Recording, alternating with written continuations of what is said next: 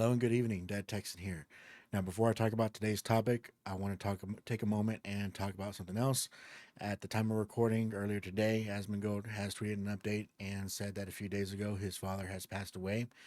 For those who don't know, his father was diagnosed with pancreatic cancer not too long ago, amid other health condition issues, and Asmongold has actually been taking a break recently to tend to his father.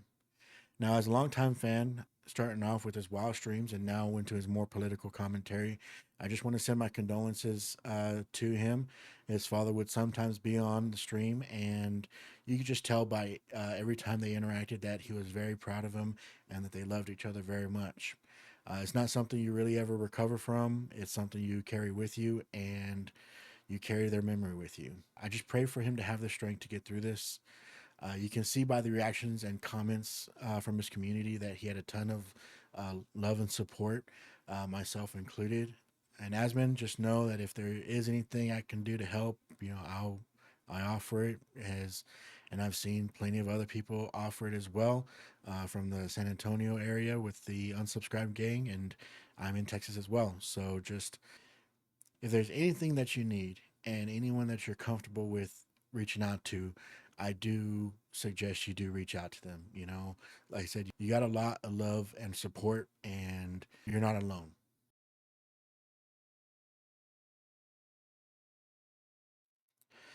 Now, what I wanted to talk about today is Nintendo being in the news recently, and not for good reasons, which is pretty common for Nintendo. The recent news is that Nintendo has gotten two patents through the US patent system, and these patents are so broad and really malicious that they could be bad news for the gaming industry. It's something that really needs to be called out.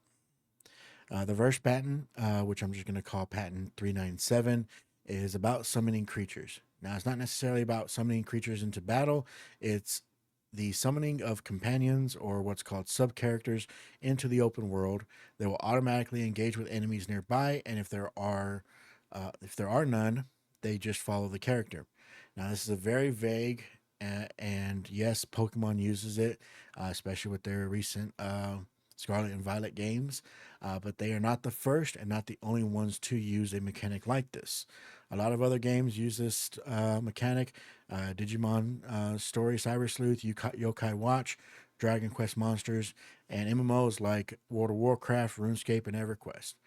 Specifically in WoW, hunters and warlocks can have companions that follow you around and can be set on passive, aggressive, or assist mode, and basically do the same thing. They'll automatically engage with the enemy and follow the character when not engaged. And so this can have an effect on a number of games. The second patent, patent 387, deals with travel. If you're flying and land, your mount auto switches to ground. If you're running and take off, it auto switches to flying. No button press, just automatic transition. Again, World of Warcraft, which is what I'm most familiar with, has a very similar system. While you're flying and land on the ground, your flying mount automatically starts running. Now, you do need to press the space bar in order to engage in flying if you're just on a flat field.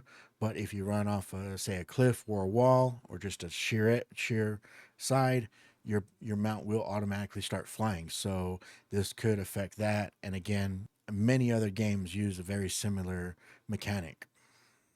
Basically, the patent office failed. It took people unfamiliar with gaming or its history to miss how open-ended these patents are. Now, many lawyers are saying that these patents wouldn't survive litigation, but that's not really the point. The larger studios may be able to fight this, but small studios who can't afford to fight Nintendo, the threat alone is enough to make them cut mechanics and redesign their games. And it's a cascading effect. Innovation dies, and no one can afford to test Nintendo on these mechanics. And everyone knows why they're doing it. They're going after Palworld, a game that basically did Pokemon better than Nintendo did. I mean, as you can see, I'm a Pokemon fan. I grew up with Pokemon, and say what you want about Palworld copying Pokemon, but I like it. People call out the design simulators, and yeah, they are close, but Pokemon isn't exactly super unique in their designs either. I mean, they pull from other sources as well, from a Chinese dragon, Egyptian god, or literal fucking dog. Everyone has known for years that Nintendo just puts out the same slop year after year. Scarlet and Violet launched with errors and didn't look great overall. The new game coming out on the Switch 2 looks worse than Scarlet and Violet. At least Scarlet and Violet had buildings with three-dimensional textures, while this new game uses the same repeated flat textures and just looks bad. And objectively bad for the largest and most profitable media franchise on the planet. And don't give me the hardware excuse. On the same Switch, you had Zelda Breath of the Wild, one of the best looking games out there. And on Switch 2, it's running Cyberpunk. But Pokemon can't look better. It's not technical limits. It's laziness. They know Pokemon fans will keep buying, so they have no incentive to innovate. They just keep printing money with the bare minimum. What needs to happen is that the community needs to prove that this is not acceptable, and the only way for this is for them to lose money. Just like we've seen with boycotts of Dragon Age Veilguard or Assassin's Creed Shadows, we need to send Nintendo the message that they're not exempt from this. And it's not just the games, it's how Nintendo treats its creators who keep them relevant. For years, Nintendo has been hostile to their own community. They've invited influencers to cover Switch launches, Mario Kart tournaments, and Pokemon previews, then copyright strike those very same creators for using Nintendo's footage. They want free advertising but refuse to accept the modern gaming culture. They're stuck in a mindset from decades ago when fan content was seen as piracy instead of promotion. Combine that with the attitude with patents like this, it paints the picture of a company that cares more about control than collaboration.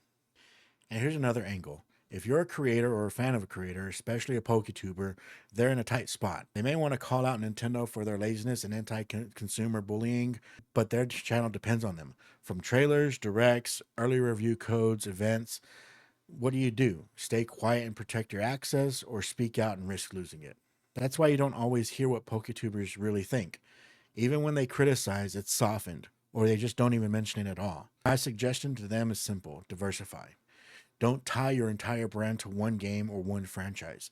Cover other franchises and genres so you're not beholden to Nintendo, Game Freak, or the Pokemon Company. If you're worried about losing favor with one company, then that company already controls your voice. So here's where we are. Nintendo now holds two broad patents that could stifle innovation. They've got a Pokemon franchise that's gone stagnant but still prints money. They've got a history of striking creators while benefiting from free promotion. And they've built an ecosystem where creators are too afraid to criticize them because their livelihood depends on Nintendo. Developers need to document and defend their work. Fans need to stop rewarding mediocrity. And creators, especially Poketubers, need to diversify so they can finally speak their minds. Well, that's what I think. Let me know what you think in the comments. These patents are obviously dangerous for gaming, but let me know what you think and what your demands are from Pokemon. And should creators risk access to stay honest? Let me know. Thanks for watching. Like and subscribe, and I'll see you in the next video.